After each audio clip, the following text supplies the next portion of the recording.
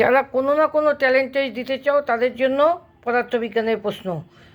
তাহলে নিচের কোন রাশিগুলির মধ্যে কোনটি ভেক্টর রাশি নয়?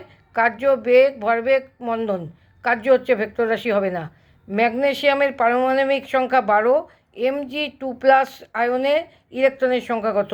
তাহলে 12 মানে 12টা ইলেকট্রন আছে, আর Mg2+ মানে 2টো ইলেকট্রন ছেড়ে দিয়েছে, তাহলে 12 - 2 10টা হবে, তাহলে 10 উত্তর। ঘনত্বের এসআই এককটি হলো kilogram per centimetre cube, kilogram per metre, kilogram per metre square, kilogram per metre cube. তাহলে ডি নাম্বারটা correct option, kilogram per metre cube, কারণ কিলোগ্রামের সাথে সেন্টিমিটার কিউব হয় না, আর মাঝে দুটো তো হবেই না। আচ্ছা, তারপরেরটা কি বলেছে? 0°C = কত ডিগ্রি ফারেনহাইট? এটা খুবই নিচু ক্লাসের জ্ঞান।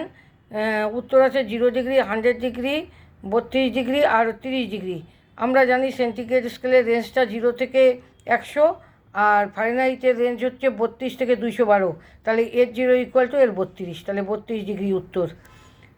তারপরে সূর্যের যে পদ্ধতিতে তাপ উৎপন্ন হয় তা হলো নিউক্লিয় বিভাজন, নিউক্লিয় সংযোজন, রাসায়নিক প্রক্রিয়া আর তেজস্ক্রিয়তা।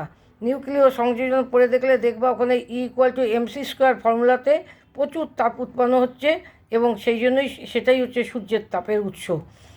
আর আলোর যে ধর্মটি প্রাকৃতিক ঘটনা রামধনু সৃষ্টির কারণ, সেগুলো বলেছে প্রতিফলন, প্রতিসরণ, বিচ্ছুরণ আর অপবর্তন।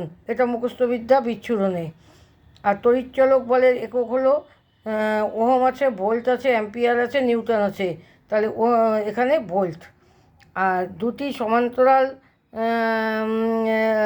সমতল দর্পণের প্রতিফলক তল দুটি মুখোমুখি রয়েছে। এবার এদের মাঝখানে যদি কোনো বস্তু রাখা হয় তাহলে কতগুলো প্রতিবিম্ব সৃষ্টি হবে? 2টি, অসীম, 1টি এবং 4টি। এখানে অসীম সংখ্যক। এটা করে দেখতে পারো বাড়িতে দুটো আয়না মুখোমুখি রেখে। আচ্ছা, এটা হলো তোমাদের যে কোনো ধরনের ট্যালেন্ট টেস্টের জন্য এই প্রশ্নগুলো।